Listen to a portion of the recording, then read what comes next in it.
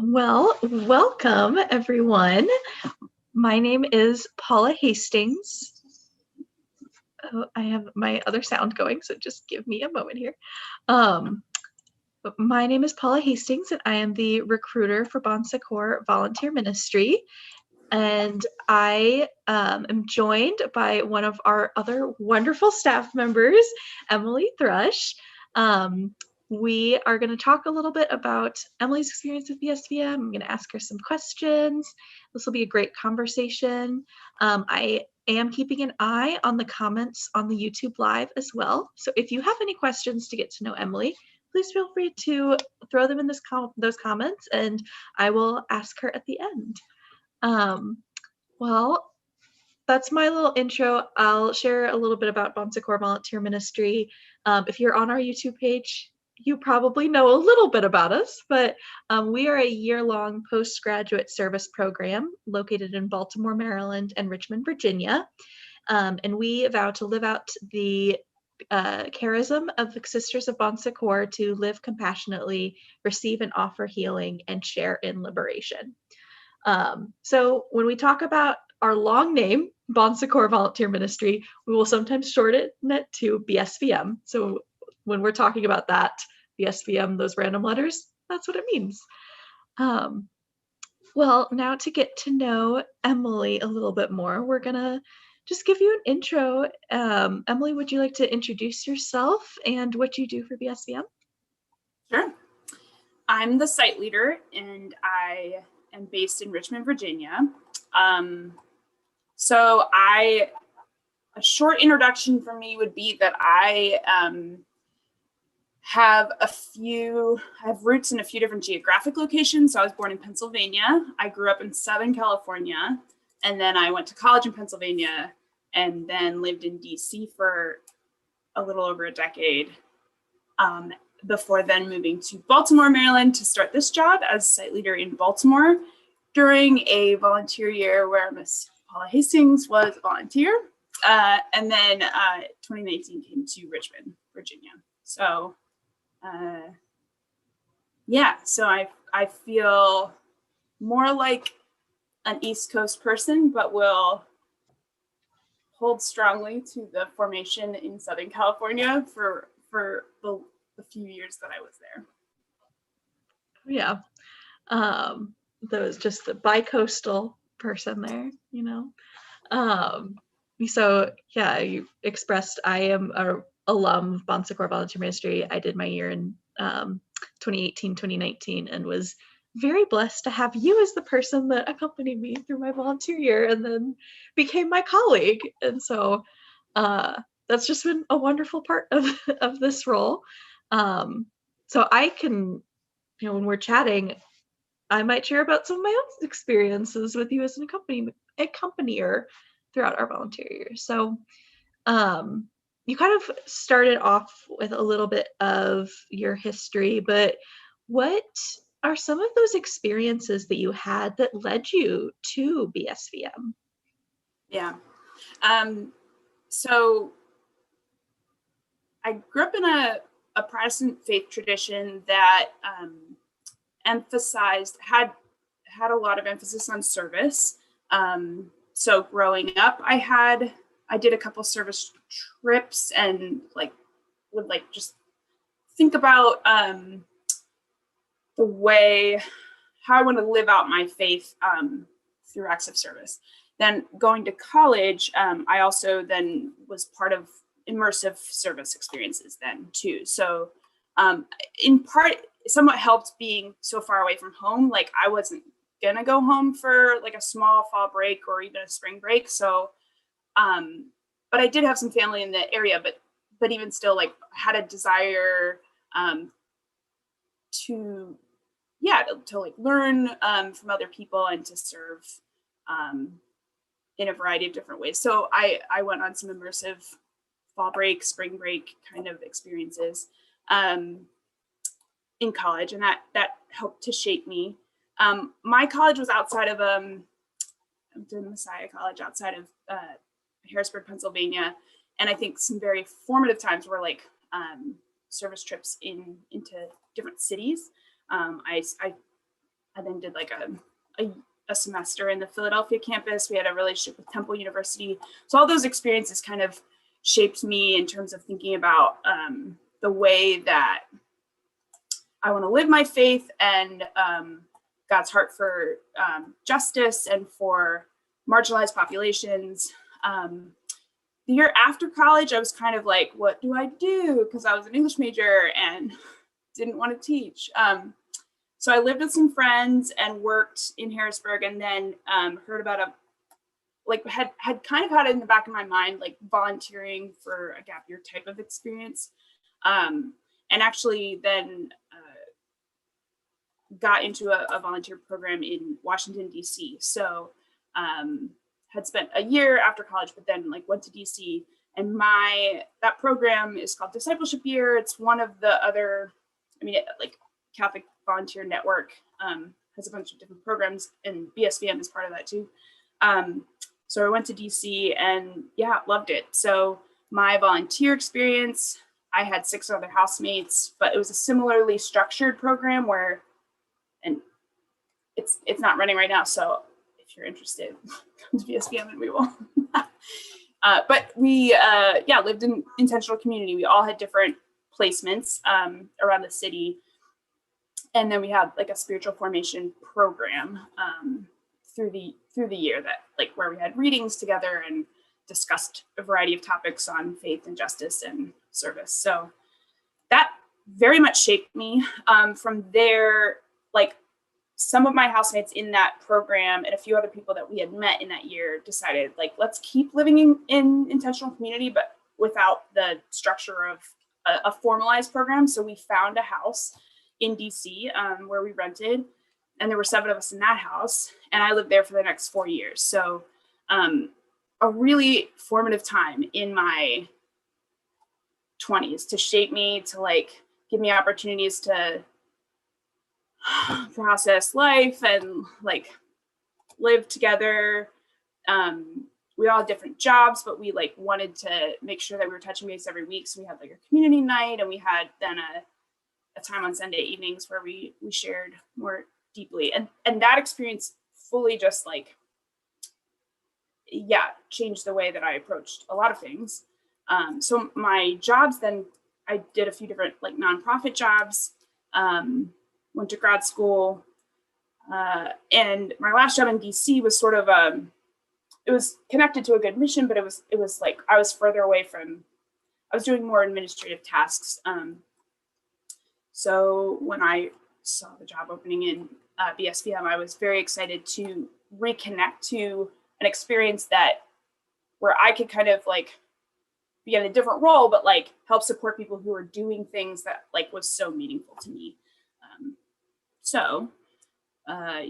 I've been really happy to be connected again to something that was so formative for me, and now I can accompany others as they're kind of working through the good and normal questions that come with a big transition after college. Yeah, that's wonderful. And all those experiences really help you so much understand exactly where the volunteers are coming from a lot of the time, and can empathize very well, I know from experience.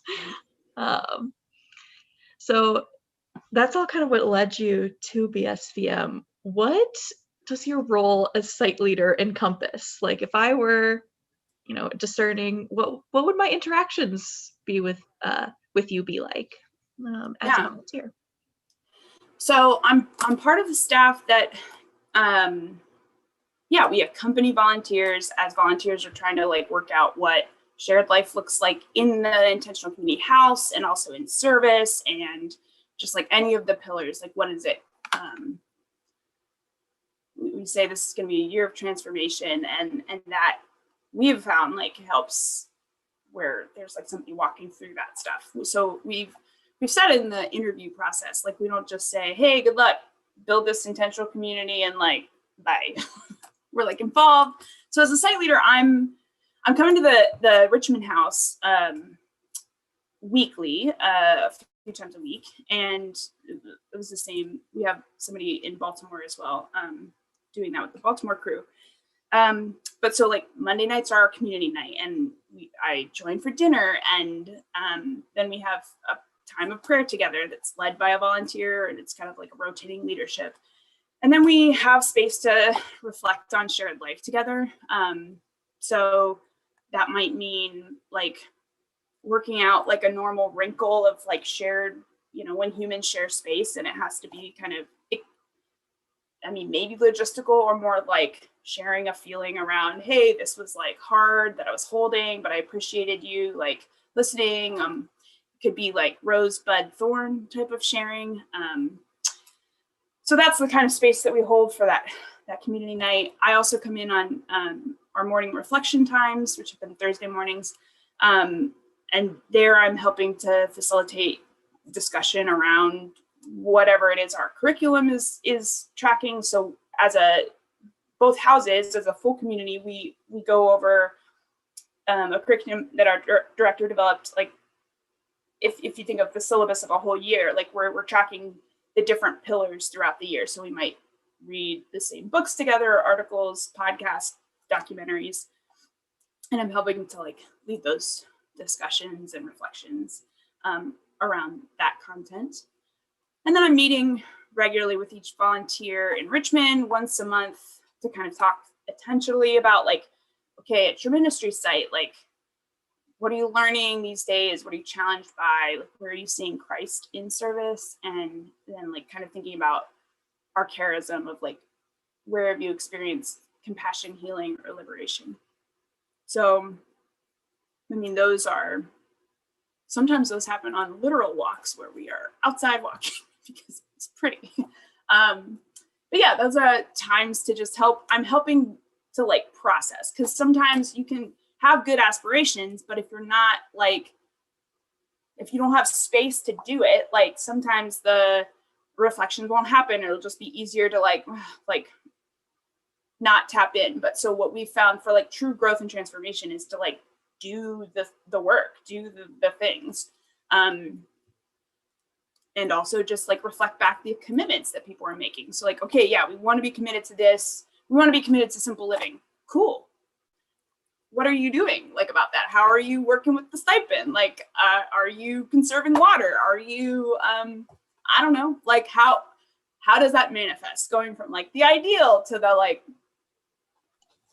living it? And we do that like imperfectly, but we just are trying to like work with it. So my main role is like working with it. Yeah. Oh, that is a great way to kind of explain all of the things that your job encompasses, working with it. Because I can say when I was discerning service years, something that I was looking for was that I didn't necessarily know at the beginning of my discernment, was like something where there were people that would check in with you and help hold you accountable to these commitments that you're making. And also people to go to when the inevitable problems arise. I know I had done service in college and different immersive service experiences where like when something came up, there was like maybe one person that you could go to when there was an issue, but like they weren't always available. And then you were kind of on your own. Whereas BSVM, I was like, okay, I have my site supervisor if it's a work thing. I have my site leader, especially to go to when it's like personal or work thing or just anything. You're the point person. And being able to also help with my internal growth as well and asking me the questions that I needed to be asked. And I love what you said about the like, so how are we doing with this? Because I'm pretty sure my community made a lot of things that we were like, we want to do this and we want to do that. That it really took you being like, okay, so let's drill down, like what exactly are you going to do? And that's so helpful to help us grow in the best way too. Yeah. And that's right. That's like it's common to have like aspirations and goals, but then like to be able to say, okay, as a group, we want to work on that, or like, and then to have like kind of ways to make it happen. Well, and also just like living in a in a house, like there's going to be things that happen. So I'm also the point person of like, hey, how does the lawnmower work again? Or like, I don't know, like our trash can was stolen. What do we do? Like, it just the most random also other things. So earlier this year, our microwave stopped working. And we rent in Richmond, but we own the house in Baltimore. So the microwave stopped working. So I like was YouTubing and I'm like, okay, let me look at some tutorials, see if it's a DIY thing we could do. And I fixed it. And honestly, if that wasn't the best thing that came out of 2020, it was close. Which shows you, I mean, anyway, but like, right. So but for those few weeks, it was like living simply without a microwave. And then, well, you're here too, but that was a different thing. But we broke our microwave and it was on us. It was not. I was going to keep it vague, but you're right. So there's all those other things that like, sorry, Emily, so how do we change, like the air conditioning seems to be not working and it's the middle of the summer and what do we do? And so just to have that person to help with all of that, I know that's something that really sets BSVM apart, actually, to have that person that is there a lot and can also catch when stuff goes wrong sometimes too, when you come in for a community night and you're like, that light is out, and we're like, oh, none of the rest of us had kind of realized that. So it's very helpful. To kind of move into some of the more experiences that you've had with your service year and in your community life, what unexpected skills did you acquire in those experiences that make you a better human? Okay, so this was DC, but I know that this is like not just a DC issue, but our house had mice and it was nasty. And so just like as an adult human having to deal with mice, that was like something we did. I mean, we had a director, but I'll just tell you right now, if anybody calls me about the mouse, I will give you like a pep talk, but I will not be dealing with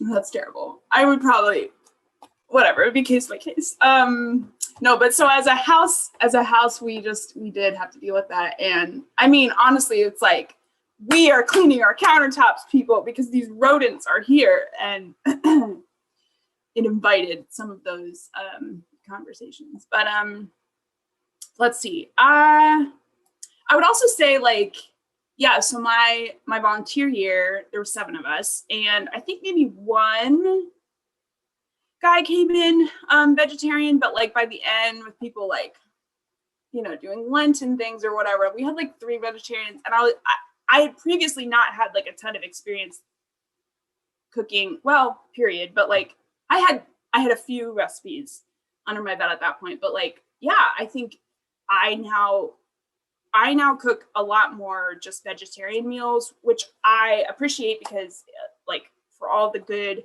stewardship reasons to love the earth better.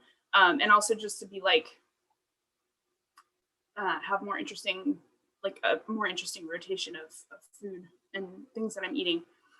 So I would say like that really helped me. Life and community helped me,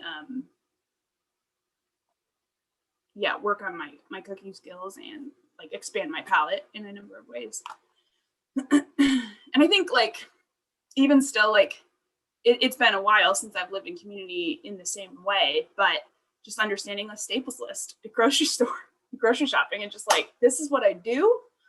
And then maybe that's a little bit of what I want, but that whole needs and wants thing, that will be a time, that will be a process in this year. And it's something that I have, appreciated for my time there. Yeah, definitely something that does take an adjustment. It's not discerning what your needs versus your wants are is something that uh, definitely took adjustment first couple months, and then is still something. Yeah, I'm glad I exercised it really well during that year, and then it still comes in waves. Pandemic has changed needs. Like Yes. needs versus wants. They we'll see how they shift back then as we start opening things back up again, and Right. that living simply has helped a lot. I mean, I'm now 3 years out, I guess, but it has just really shaped exactly how I make decisions now, as well. Um, it's a great skill, and you have people that you can learn it from during community as well, and you can lean on one another. Yeah, because people like share. You do cooking in duos so that you have a sous chef, which also helps. Gosh, chopping helps. I mean, the chopping person, the master chef. Yeah, Oh yeah, it's a good setup. it's great to learn from one another. In our Well, it community. helps people along, like for those who don't have as much experience. Also Yep. eat like random things, but it was edible and I didn't have to cook that night, so Oh yeah, and you definitely learn. I think we in our house, we had someone who did not know how to cut an onion, and it was a whole journey to teach that person how to cut an onion. I myself learned a couple things about, you don't have to, like cooking bacon. My family didn't really have bacon growing up, so one time I was cooking bacon for something, and my community member walked in and was like, "Why are you doing it this way?" you're like, I don't know, is there another way? And so it's great to have those people to learn from and make fun of you a little bit too for a while. Right? That laughter is an important part of community. Yeah, for sure. Well, speaking of community, to expand on that a little bit more, what and like how did community life grow your own self-awareness? Was there anything about living communally that revealed unexpected aspects of yourself? So it's like there's so much. There's so much self-exposure when you're living in community. So it's like this probably could be phrased of like, what didn't you learn? I don't know. Like it's just a lot of self-awareness. I mean, I was on a journey. I think everybody's on a journey of like understanding themselves. And so, I had a head, whatever. I was on my own journey, but just like living with other humans who, as trust builds and like as your relationships get stronger, you can be like, you can reflect the good things. You can also reflect the things that maybe you need to work on. And so yeah, there's been a lot. I knew that I was an extrovert going into community. I think I realized more and more that like it is important for me to externally process. But I had 6 housemates, so if that meant like if even 4 of them were like, "How are your day?" I had 4 opportunities to process more of my day, which was helpful because by the end I was like, it's really good. Like it's just like it's not something I had thought about for the first person. So maybe then I would like return to the first person and be like, also this. Like, so that helped. But understanding that some of my housemates need more space. And that is also good and helpful and hard when I have a lot of energy. So just the balance. The balance is important. I'm still on this journey. I think like living in community. So I have 3 other siblings. There are 4 of us. So like, I came from a bigger family. So the idea of like sharing and hearing and listening and giving space, had some things built in already from like my family experience, but I would say living with that many housemates like helped me share the mic. Like it doesn't, and this relates to like processing, but like I do externally process, but like it's not about me just talking all the time, and I need to hear and like listen and take a seat and a breath, which just helps. You know, this is just like in all spaces is helpful to have people like share the mic. But that also like gives room for people who process differently to like also feel safe to speak, to share the highs and lows. Yeah, I mean, so it's hard, sometimes it's a little hard for me to distinguish like my first year, my volunteer year with like all 5 years of living in community, but I would say, I mean, we like weathered a lot of things. So like it wasn't just the same humans in that 5 years, but I had some consistent housemates through that. And I mean, our families like dealt with a lot in those years. We ourselves went through a lot.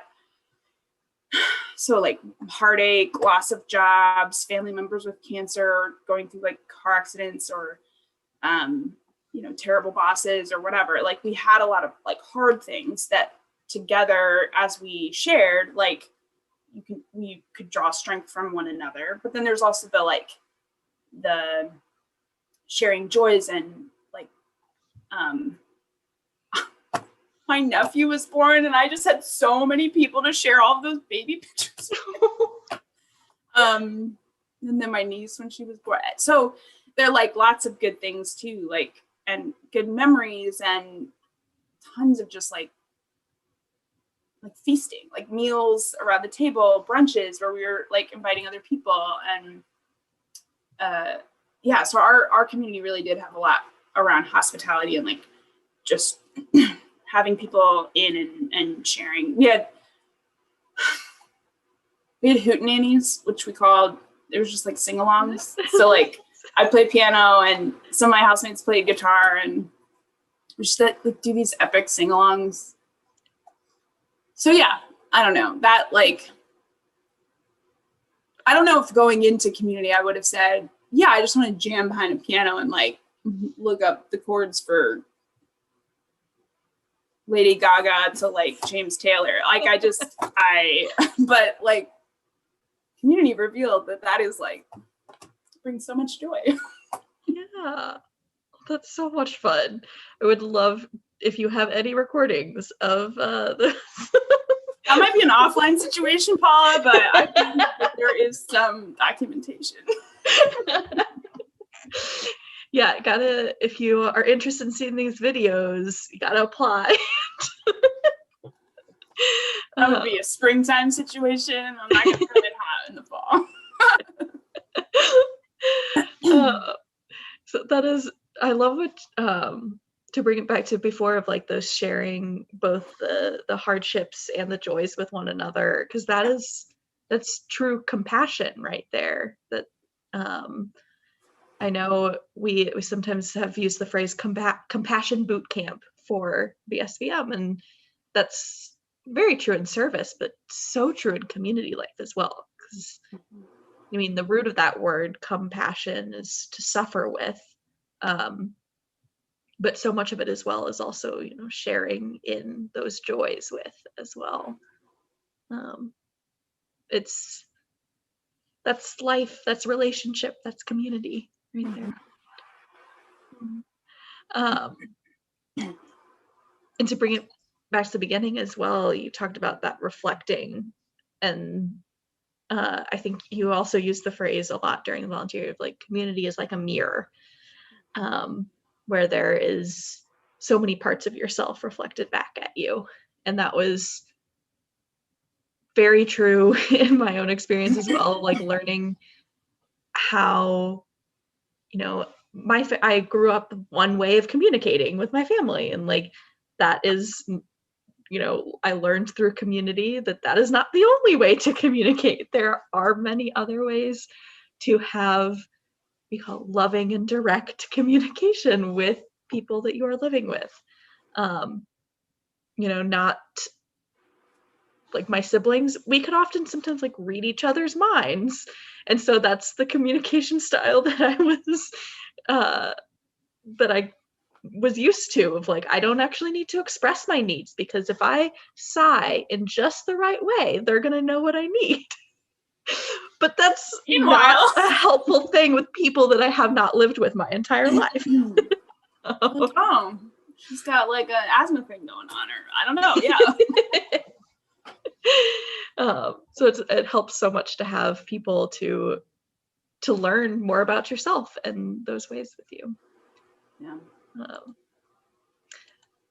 With some of those, like, speaking of the compassion and those rougher moments, you know, can you tell us about a moment or multiple moments maybe that you were really freaking out, or lowest moments and how did you kind of turn those around? Yeah. So I'll share around one of my, like, a common theme in my volunteer year. So my housemates, most of them were in direct service placements, but I was in I served in a Catholic organization that advocated on Capitol Hill, kind of lobbied for justice. So there were missioners around the world that were serving in communities of poverty, and they would then bring those stories back to this Office for Global Concerns and say, like, the way that the U.S. has, like, the foreign policies do affect marginalized communities, and we need to be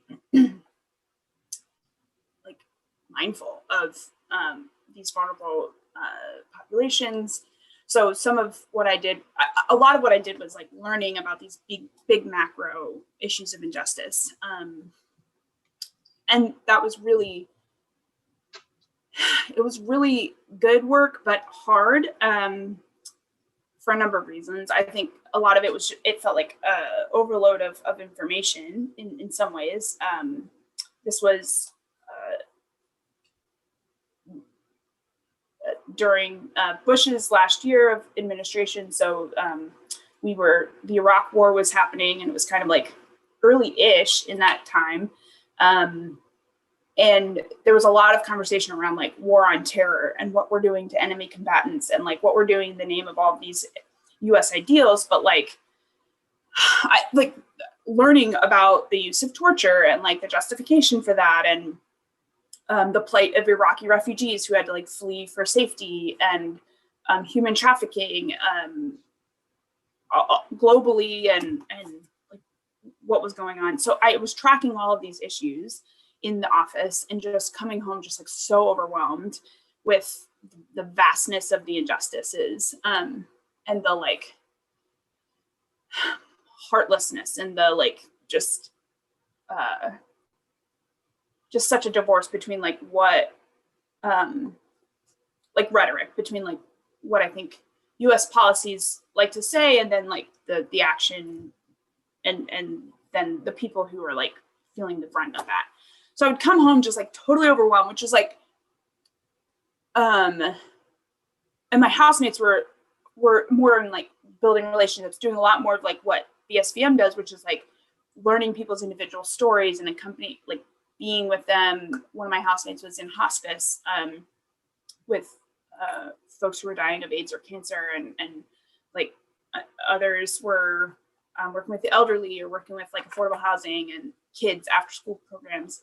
So their stories were different. Like we would come together, and I remember feeling really overwhelmed, but also just really thankful for a space to just like vent for all of the things that I was learning, and grateful for like Jon Stewart and the Daily Show during that time. Yeah, and just like again, because I was learning like, oh man, I would write. Part of my job is like writing different articles or whatever, but also like be able to like talk and express and externalize was helpful. But but also then just like in one of our retreats, like processing through poetry, like that was also helpful. So just like having different avenues and outlets for feeling a lot. And actually that year was like, oh man, I forgot about this until now, but like I thought that I was a thinker, and Paula, you will appreciate this, because I like realized I was a feeler that had just been locking down my emotions. And I just like cried. I didn't used to cry as often as I do now. But I like wept. I went to I remember going to the Holocaust Museum and like realizing a lot of the buildup and what I don't know, just seeing parallels of like major policy injustices and then just like the wreckage of humanity, like as a result of those like policy decisions, and just like the grieving and the grievous actions that humans can do against other humans. Yeah, and just weeping, and then like feeling like really exposed and like unfamiliar with all of this feeling, but also held by community in a space that I could like become the weeper that I am. So that was community. That was like, which I'm like, wow, that was community that opened that part of you up. The floodgates now. Tears are beautiful. If you cry, it's fine. Never closed again, you know? Can't, won't, it's fine. You just prepare for it. You bring your tissues. Have the Kleenex nearby, right. Yep. Always or like prepared. A long sleeve, either way. Oh, definitely. Well, that's beautiful that was community that opened that up. Because that, when you said the feeler, like knowing, I know during our volunteer year, we took like the Myers-Briggs tests, and I know you're a big fan of Enneagram and all of these things that, you know, they're not to put people in a box, because people are not boxes, like they're not one thing. Right. It does help you understand different parts of yourself and understand different parts of your community members, so you can bring those out. You know, when you realize that one person is an external processor and one person is an internal processor, you maybe will go to the external processor when you need to talk, and then when you kind of leave the internal processor alone for a little bit, you need to let them have their time. Like that's right. And knowing to ask also the external processor, like, hey, do you want to talk about this? I know you mentioned earlier, like the happening on walks. That was a big thing in our community too, of like, when we needed to process something, sometimes the external processors would go on a walk, the internal processors would go into separate rooms of the house, and everyone would have their time to chat about things. So it just helps to know that and not be like, oh, that internal processor doesn't want to talk to us. It doesn't like, and it's not an ego thing then. Right. Yeah. So I loved hearing about your experiences. To kind of bring back to what you do now with volunteers, can you tell us about a moment that you've seen God's presence while accompanying the volunteers? This is the great part of this work, is that I do get like a front row seat of seeing cool things in other people's lives happen. So I can think of a lot of different examples, like in the few years that I've done this. But I'd say one that stands out is, I could say probably a couple, but like one that stands out is just the kind of a cool byproduct of when our volunteers are working together. It can create avenues for then the site supervisors at the ministry sites to start talking together. So BSVM brings together site supervisors in like a quarterly time of reflection and just sharing. And that space isn't always like, hasn't always been inhabited by these humans before. So it's like last year in Richmond, it's like people within the same hospital building but don't have a ton of overlap are in the same room for this like hour of a work week, and then starting to make connections like, oh, we could maybe see like, yeah, like if behavioral health doesn't have this specific like group, maybe a spiritual care can go do.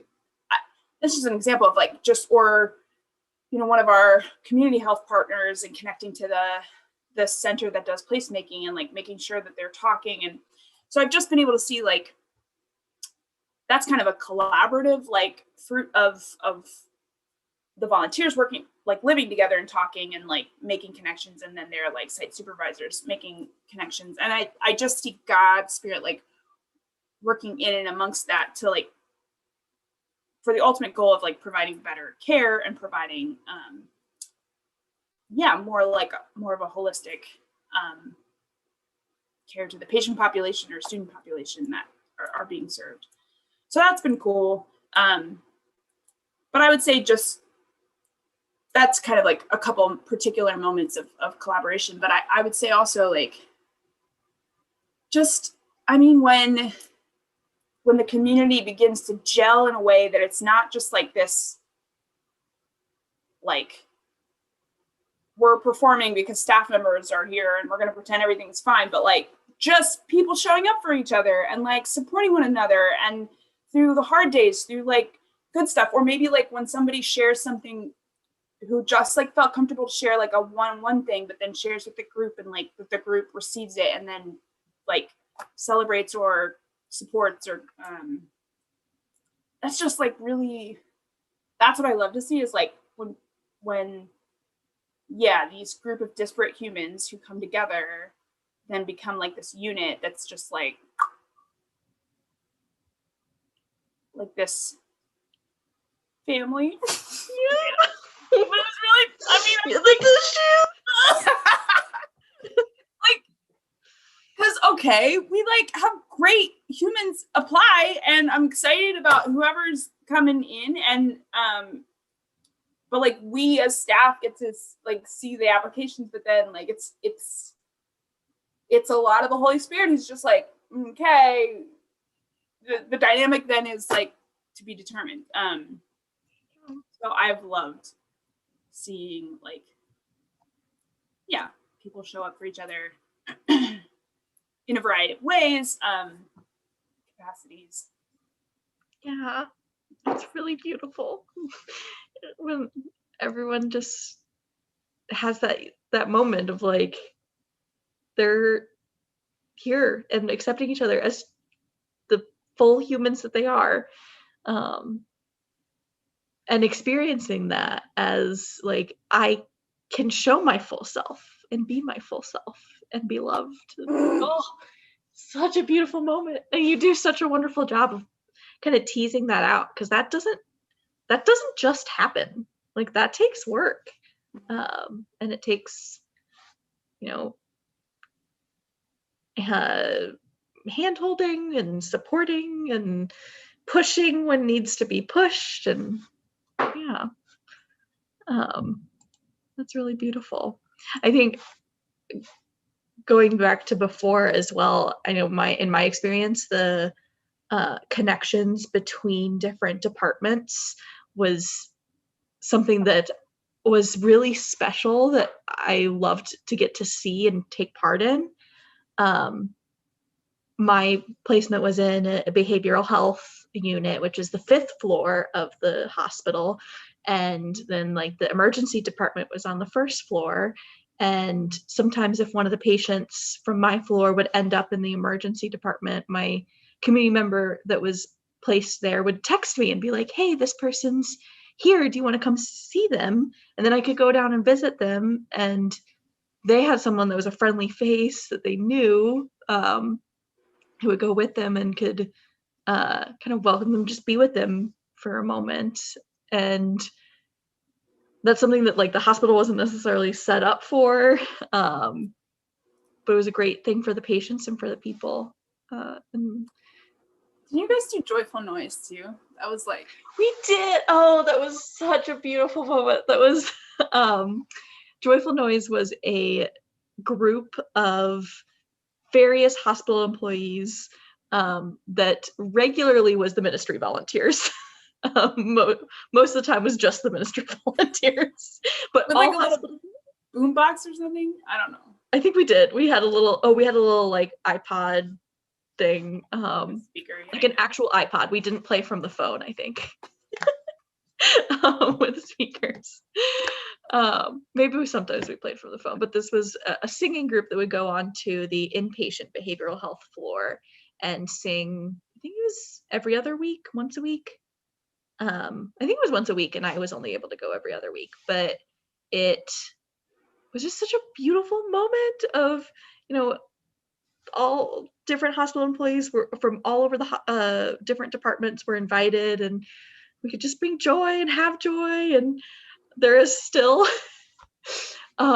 we had some regular songs that we would always sing, and then there were some that we kind of like we'd sang a couple times and then we stopped singing it, and one specifically was like Man in the Mirror, and that was such a fan favorite that then when we like didn't sing it one week, people requested it every single time when we tried to stop singing it, because Man in the Mirror is just a fan favorite. Everybody loves it. People couldn't get enough of it.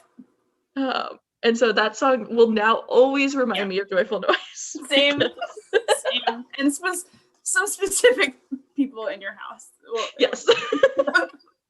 Well, I'm in Richmond. They've like used music as well. So like a couple years ago, it was like guitar, some, and last year like some ukulele, and like singing. That idea of Joyful Noise is like also expanded beyond the Baltimore Hospital. So yeah, music goes everywhere. And it's just such an immediate shot of joy.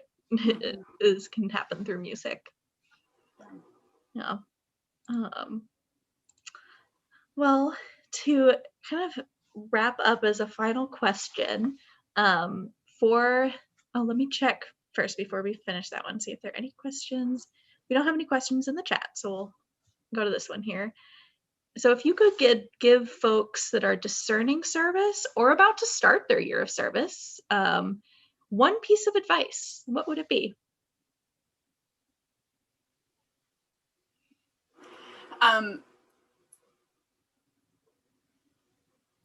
I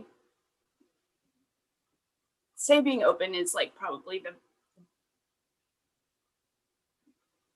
the biggest, like, yeah. Stay open to the experience, even in the midst of like,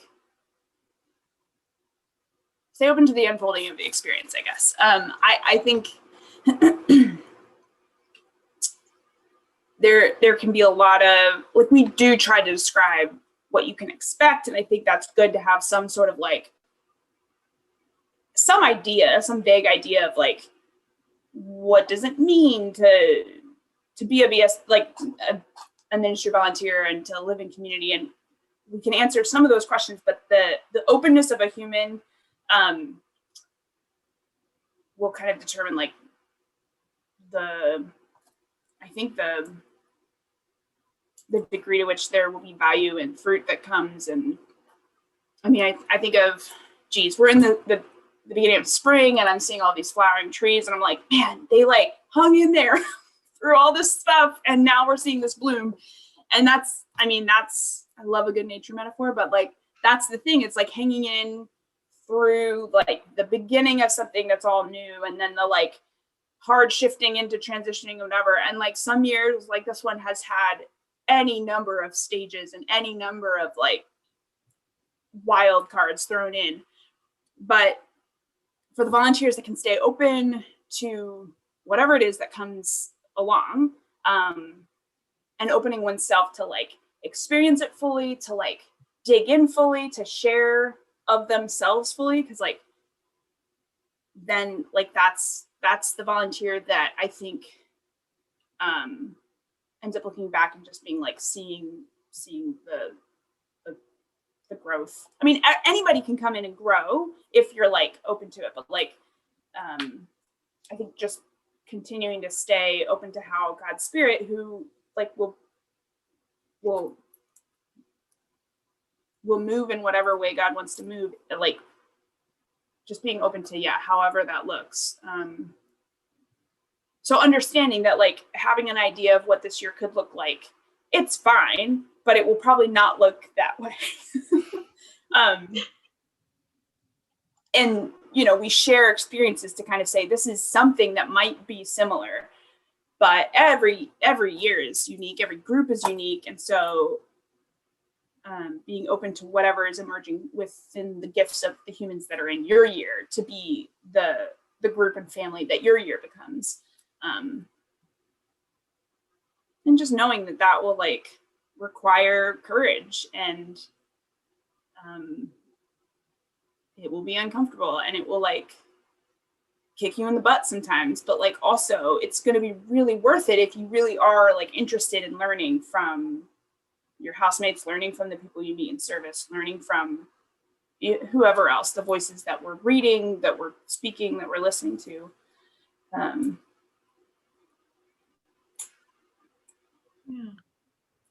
So yeah, the like openness, the courage also to share yourself. Like that's the thing. Like we're only as good as the humans who are like actively involved. And so a posture of learning, but also a posture of sharing. Like then, the sky's the limit in terms of like hopefully you'll be a truer sense of like a truer version of yourself at the end of this. And we will all be recipients of that gift. So. Yeah. Oh, that's such wonderful advice. It's really great. I know that was my experience that you helped me with, as that I became a fuller version of myself. The very first book we read in formation, at least my year, was the James Martin Becoming Who You Are, where he talks about that, like listening to your deepest desire is God's desire for you. And that's really hard to listen to. It takes work to learn to listen to that voice, but it's already placed in you, that deepest desire. So I put this quote behind me because that's often my advice. And it's very, very similar of like, do not ask what the world needs, ask what makes you come alive, because what the world needs is more people who have come alive. And you can't always find those fires, those things that make you come alive without being open to trying them. And if they are something that pushes you, you have to go outside of your comfort zone to find it. And that's where the growth happens. So, yeah. This is really wonderful. I think I brought up a prayer just to kind of wrap it all together and find it. I think you probably found this prayer originally because it's by Ted Loder. Love. But it just is so much what you were just talking about, of how to stay open, and it's meet us in the unexpected places. Let's remind ourselves we are always in the presence of God. O wily God, meet us in the unexpected places of the daily round, and make us glad of heart in our tilt toward justice and joy, in our families and our work, the church, this community, this nation, with this precious earth and human family you love so much that you press us to join you in pressing it a bit closer to your kingdom. Amen. There's a little insight into BSVM there for you, because growing spiritually is always at our center. We hold prayer and bring prayer into everything. God's in every moment. It's just being open to finding where that she is. So thank you so much for joining me, Emily. Thank you for everyone watching. If you are interested in continuing this conversation and thinking about service, please feel free to reach out to us via our website. There's links in the description, or email us at volunteer@bshsi.org, or text me. Everything will be in the description below in order to get in contact and start your journey toward becoming a ministry volunteer. Thank you so much, everybody.